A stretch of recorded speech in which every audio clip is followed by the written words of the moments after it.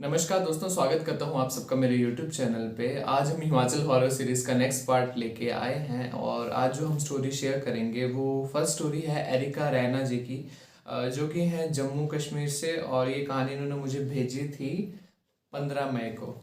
So I am sorry मैं इतनी late पढ़ पा रहा हूँ बिकॉज बहुत ज़्यादा स्टोरीज होती हैं। तो फर्स्ट ऑफ ऑल मैं ये बता दूँ कि हमारे साथ हिमाचल हॉरर सीरीज़ के लिए बड़े नए नए मेंबर जुड़े थे एंड काफ़ी लोग मेरे को पूछते रहते हैं और पूछ भी रहे थे, जैसे कि मैंने लास्ट वीडियो में बनाया था कि ये स्टोरी सच्ची होती हैं। आई डोंट नो सच्ची होती है कि नहीं, बट मुझे बहुत मज़ा आता है पढ़ने में और आपको सुनने में। तो मुझे लोग ईमेल करते हैं, जैसे मेरी ईमेल आईडी स्क्रीन पे है। अगर आपके पास कोई स्टोरी हो इंटरेस्टिंग से और आपको लगता है डरावनी, तो आप स्क्रीन पे दी हुई ईमेल आईडी पे आप भेज सकते हैं। तो ऐसे लोग भेजते हैं, फिर जो मेरे को अच्छी लगती है मैं प्रिंट कर लेता हूँ, फिर मैं आप सबके साथ भी शेयर करता हूँ। तो जो फर्स्ट स्टोरी आज हम आपके सामने जो मैं सुनाने जा रहा हूँ वो है एरिका रैना जी की। तो चलो स्टार्ट करते हैं इनकी स्टोरी को। एरिका जी का थोड़ा इंट्रोडक्शन दे दूँ। जो एरिका है वो है कश्मीर से, बट वो जम्मू में रहती हैं। तो इन्होंने बताया कि एक आयुर्वेदिक डॉक्टर हैं और ये कहानी तब की है जब ये मतलब अपनी आयुर्वेदा की डिग्री कर रहे थे और ये सेकंड ईयर की बात है। तो कहते हैं कि सेकंड ईयर में हमारा एक सब्जेक्ट होता है फार्माकोलॉजी, जिसमें हमें प्लांट्स और उनकी मतलब जो प्रॉपर्टीज़ और हर्ब्स और मेडिसिन के बारे में पढ़ना होता है। तो कहते हैं हमारा प्लान बना हिमाचल के लिए कि घूम भी आएंगे और वहाँ पे जो मेडिसिनल प्लांट्स होंगे उनकी प्रॉपर्टीज़ को अच्छे से हम जान पाएंगे, देख पाएंगे। तो इनका सेकंड ईयर के दौरान प्लान बना, ट्रिप बना हिमाचल के लिए। जब ये हिमाचल में पहुंचे थे तो इनका जो पहला स्टॉप था वो था मैक्लोडगंज के आसपास। तो कहते हैं मेरे को लोकेशन याद नहीं एग्जैक्टली, बट इन्होंने बताया भागसू के आसपास था। इन्होंने धर्मशाला में 2 दिन का स्टे था इनका। जो इनका रूम था वो था होटल के सेकंड फ्लोर पे। और आगे उन्होंने बताया कि रात के टाइम पे, डिनर के टाइम पे, मैं अपनी मम्मी के साथ बालकनी में खड़ी होके उसी मतलब सेकंड फ्लोर जो उनका रूम था, और उस रूम में मतलब एरिका और इनकी 2 फ्रेंड्स और थी। तो ये 3 लोग थे और डिनर के टाइम पे वो दोनों चली गई थी नीचे खाना खाने और ये अपनी मम्मा से बात कर रहे थे बालकनी में। और इनकी जो बालकनी थी वो एल शेप थी और राइट साइड पे पूरा जंगल ही जंगल था। एरिका बताती हैं कि जब वो फ़ोन पे बात कर रही थी अपनी मम्मा से तो इतने में उन्हें डिनर के लिए आवाज़ पड़ी। तो कहते मैं बात कर रही थी और इतने में मेरा ध्यान गया दूर झाड़ियों में, जहाँ पे एक मतलब टेंट लगा हुआ था और टेंट के बाहर एक आदमी बैठा था, उसने आग लगाई हुई थी वहाँ पे। और वो मतलब कहते हैं कि वैसे तो मेरे को हर तरफ जंगल और झाड़ियाँ दिख रही थी, बट जितना वो एरिया था जहाँ पे वो आदमी और उसका टेंट और जहाँ पे वो आग जली थी, कहते उतने उतने में कोई झाड़ियाँ नहीं थी और बिल्कुल साफ एरिया था और मुझे दिख रहा था। बट कहते मैंने ज़्यादा ध्यान नहीं दिया क्योंकि मैं मम्मी से बात कर रही थी। पर कहते मुझे इतना याद है कि वो आदमी जो था वो उस आग के गोल गोल चक्कर काट रहा था। तो वो जैसे कि अपनी मम्मी से बात कर रहे थे तो उन्होंने ज़्यादा इतना ध्यान नहीं दिया इस बात पे और वो नीचे डिनर करने चले गए। तो आगे उन्होंने बताया कि हम तीनों दोस्त रात के मतलब 1-2 बजे तक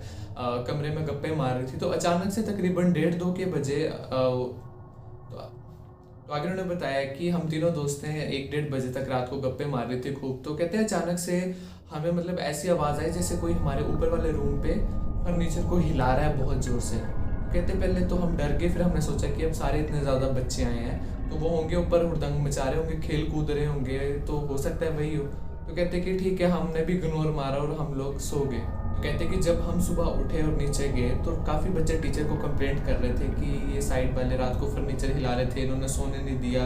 मतलब सबको ये लग रहा था कि ये बच्चे कर रहे हैं ये वो। तो कहते जब मैंने टीचर को बताया कि सर पहले हमारे साइड वाले रूम में इतना फर्नीचर हिला रहे थे, इतना शोर आ रहा था, फिर कहते ऊपर वाले रूम से भी इतना शोर लग पड़ा, नहीं इतना फर्नीचर हिल रहा। तो कहते सर ने बोला कि तुम्हें ऊपर वाले रूम से कैसे आवाज़ आई, तुम्हारा तो फ्लोर ही मतलब जो तुम जिस रूम में रहते हो वो तो सेकंड फ्लोर है और उसके ऊपर तो कोई रूम ही नहीं है, छत है। तो कहती मैं थोड़ी सी डरी, मतलब कि इसका मतलब तो मेरे को आवाज़ तो हमें ऊपर से आई थी, जैसे ऊपर से कोई फर्नीचर हिला रहा हो। तो कहती इतने में मेरा ध्यान गया, मैं भाग के फटाफट बालकनी की तरफ गई देखने, जो मैंने रात को वो टेंट देखा था।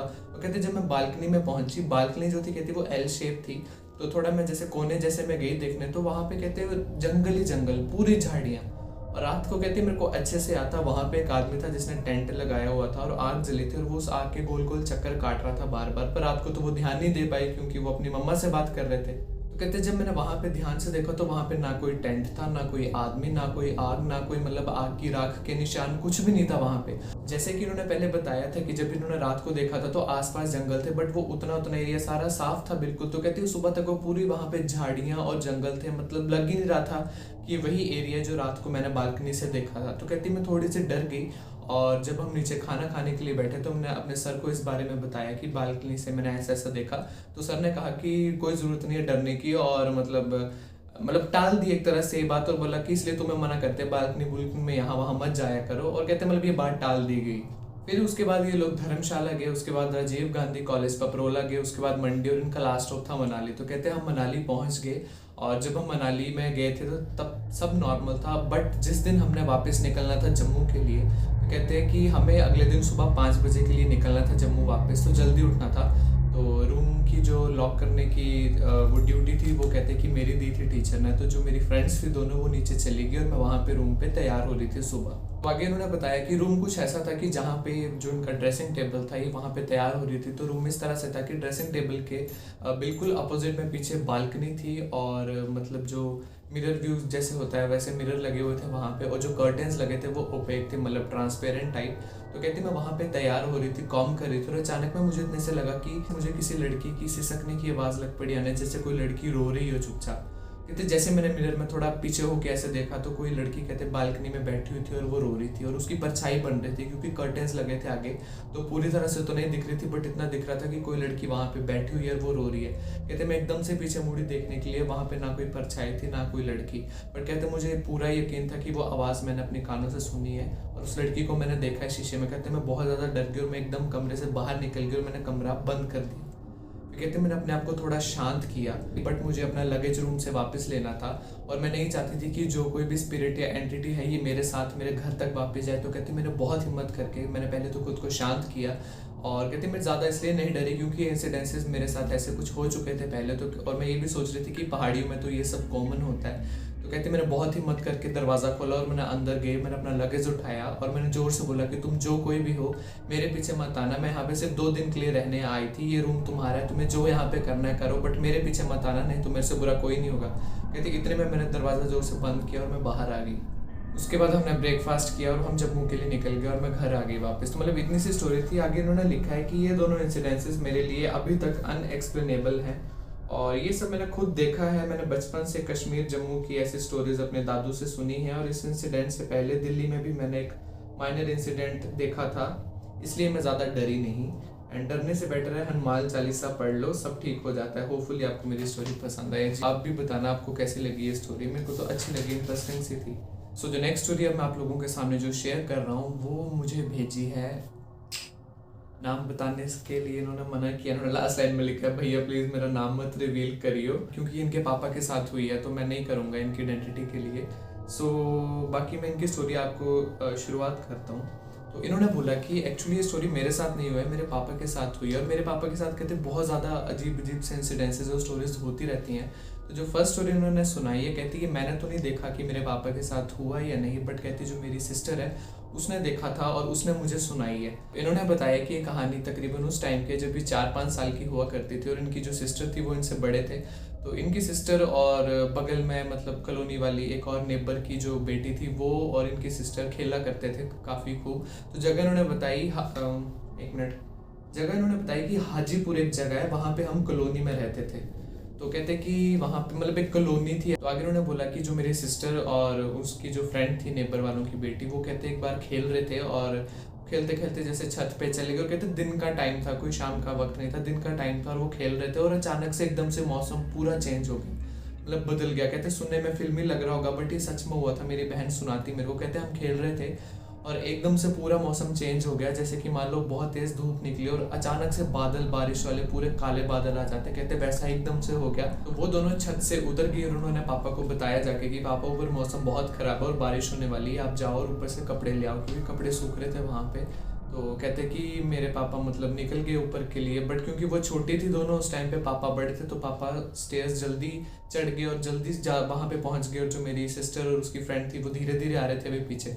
तो कहते कि मेरे पापा जब वो ऊपर गए तो वहाँ पे जब वो कपड़े उठा रहे थे उन्हें ना अजीब सा फील लग पड़ा था तभी होने। कहते जैसे उन्होंने मतलब वाइट कलर की हम तो पहाड़ी में जैसे बोलते हैं खेसी, खेसी होती है एक तरह से, मतलब ना वो चादर होती है ना वो कंबल होता है, मतलब इन दोनों का मिडल टाइप का होता है, जो कि पहाड़ी लोग खेसी ऐसे डालते भी हैं कई बार, अपने शॉल की तरह होती है बट जो मैन लोग डालते हैं आदमी लोग, वो खेसी होती है, कई बार खेसी आप ओढ़ने के लिए भी लेते हो वाइट कलर की, तो वो खेसी कहते वहाँ पे कुछ उस तरह का मतलब सूखने के लिए डाला हुआ था। तो कहते उन्होंने जैसे वो उठाए वो काफ़ी ज़्यादा डर के वहाँ पे, और मतलब वो पसीना पसीना हो गया एकदम से। और कहते इतने में मेरी बहन और उसकी जो फ्रेंड थी वो भी पहुँच गई। तो कहते पापा ने उस टाइम उन्हें कुछ नहीं बताया कि क्या हुआ, और चुपचाप उन्हें कहते ज़बरदस्ती घसीटते वो नीचे ले गए कि नीचे चलो नीचे चलो। कहते जब वो नीचे चले गए और वो काफ़ी डर गए थे, वो कुछ नहीं बोले और पानी पुनी पिया, चुपचाप लेट गए। कहते शाम को मम्मी आए, कहीं पे गए उन्हें, तो कहते जब मम्मी आए वापस तो मम्मी ने पापा से पूछा कि आप छत से कपड़े उतार ले आए थे।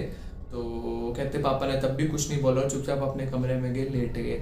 बट कहते वो उनका जो बिहेवियर था थोड़ा मतलब एकदम से शांत हो गए, तो मम्मी को थोड़ा डाउट हो रहा था कि ऐसा हुआ भी क्या है मतलब।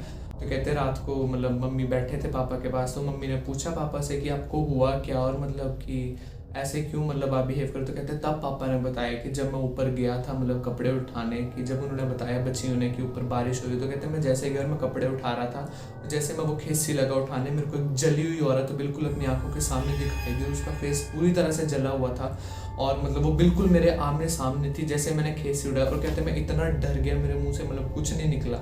तो कहते मेरी मम्मा भी थोड़े डर गए और उन्होंने ये बात जो नेबर थी उनकी उन्हें बताई कि ऐसा ऐसा हुआ। तो उनके नेबर ने इग्नोर मारा, कहते कि ऐसे वहम वगैरह हो गया होगा।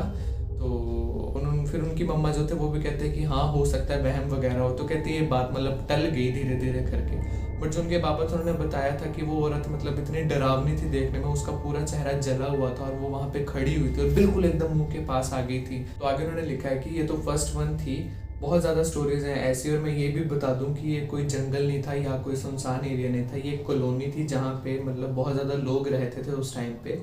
और ये कोई गांव भी नहीं था बल्कि एक टाउन था, मतलब क्योंकि ऐसा बोलते हैं ना कि लोग, और मैं भी बोलता रहता हूँ कई बार अपनी वीडियोज़ में कि ज़्यादातर चीज़ें जंगल में होती हैं, ये सुनसान जगहों पे होती हैं। तो ये बता रही थी कि ना कोई जंगल था ना सुनसान एरिया, वो बहुत ज़्यादा लोग रहते थे उस कॉलोनी में, और ये वहाँ की बात है। तो आगे उन्होंने लिखा कि इसके बाद मतलब हम शिफ्ट हो गए थे वहाँ से और हम तलवाड़ा में शिफ्ट हो गए जाके। तो कहते तब 1-1.5 साल की बाद की बात है ये, तब ये भी मतलब 6-7 साल की हो गई थी। तो कहते कि वहाँ पे हम शिफ्ट हो गए और वहाँ पे भी मतलब ऐसा नहीं था कि सुनसान या गांव था, वो भी एक टाउन था और वहाँ पे भी लोग काफ़ी रहते थे। तो इन्होंने बताया कि जो पिछली स्टोरी मैंने आपको बताई वो मैंने खुद नहीं देखी थी, वो मेरी बहन ने मेरे को सुनाई थी। बट जो अब ये बता रही कहती है मैंने खुद अपनी आंखों से देखा सुना था सब कुछ। तो कहते हैं कि यूजुअली हम रात को 12-1 बजे सोते थे, तो उस दिन भी कहते हैं हम रात को मतलब गप्पे गुप्पे मारे, खाना खाया और 12-12:30 के करीब कहते हैं हम सो गए। तो कहते मेरी मम्मा पापा और मेरा भाई एक अलग रूम में और मैं और मेरी बहन एक अलग रूम में। तो कहते मेरी बहन काफ़ी गहरी नींद में थी तो उसे तो कुछ पता नहीं लगा इतना।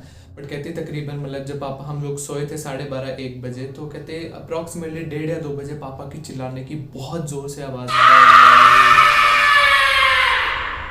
और कहते मेरी बहन को तो कुछ पता नहीं लगा। बट मैं जब उठी वहाँ पे तो दूसरे वाले रूम की लाइट जली हुई थी और मतलब मम्मी पापा को पानी पुनी पिला रहे थे और पूछ रहे थे कि हुआ क्या क्या नहीं। तो कहते पापा ने बताया कि मतलब जब मैं सोया हुआ था वहाँ पे लेटा हुआ था तो जो उनकी पीठ थी मतलब वो दरवाजे की तरफ थी, मतलब वो देख नहीं रहे थे दरवाजे को बट उनकी पीठ थी। तो उन्होंने बोला कि हमारा दरवाज़ा ऐसे था कि अब जैसे नॉर्मली हमारे यहाँ पे होते भी हैं या हर जगह होते हैं कि एक तो दरवाज़ा होता है जाली वाला, पहाड़ियों में मतलब हमारे यहाँ पे काफ़ी होते हैं जाली वाले दरवाजे, और एक जाली वाले दरवाजे को कवर करता है नॉर्मल वुडन दरवाज़ा। तो कहते जो वुडन दरवाज़ा था वो हमने खुला रखा था और जाली वाला भी मतलब जो उसकी कुंडी थी वही लगाया था ताकि जाली से आसपास हवा मतलब आती रहे, और पर्दे पुर्दे हमने हटा दिए थे। तो कहते पापा की पीठ जो थी, जो पापा ने बताया कि मेरी पीठ उस तरफ थी, मतलब वो नहीं दिख रहा था, वो मुँह मेरा मम्मी की साइड तरफ था। तो कहते कि उन्हें एकदम से ऐसा लगने लगा कि कोई उन्हें उन दरवाजे की तरफ से देख रहा है, बट क्योंकि उनकी पीठ थी उस तरफ बट उन्हें वो फीलिंग आ रही थी कॉन्टिन्यूसली कि कोई उन्हें देख तो रहा है पीछे से। कहते पापा ने मतलब एक पलटी मारी दूसरी तरफ देखने के लिए। कहते पापा जैसे मुड़े और उनका फेस आया दरवाजे के सामने, तो कहते वहाँ पे बहुत ही लंबी औरत खड़ी थी, उसने पूरी लाल कलर की चमकती हुई साड़ी डाली हुई थी, बाल भी पूरे खुले हुए थे पर उसकी शक्ल नहीं दिख रही थी कि वो कौन है क्या नहीं। और कहते वो मतलब लगातार उन्हें देखे ही जा रही थी और कुछ नहीं बोल रही थी। और कहते इतने देख के पापा ने बहुत जोर से चीख मार दी। तो आगे उन्होंने लिखा है कि I think that would be enough, क्योंकि इससे ज़्यादा बताऊंगी तो आप कौन सा सारी वीडियो मेरी ही स्टोरीज पे बनाओगे, दूसरों की भी स्टोरी लेनी है आपको। और बाकी भैया प्लीज़ मेरा नाम मत रिवील करना, एंड दैट्स इट। बाकी मैं नेक्स्ट टाइम भी कभी आपको स्टोरी भेज दूंगी जो बाकी हुआ है मेरे साथ और पापा के साथ भी। तो बस ये इनकी कहानी थी, इंटरेस्टिंग थी, मेरे को तो काफ़ी अच्छी लगी थी। Take care, bye bye, thank you.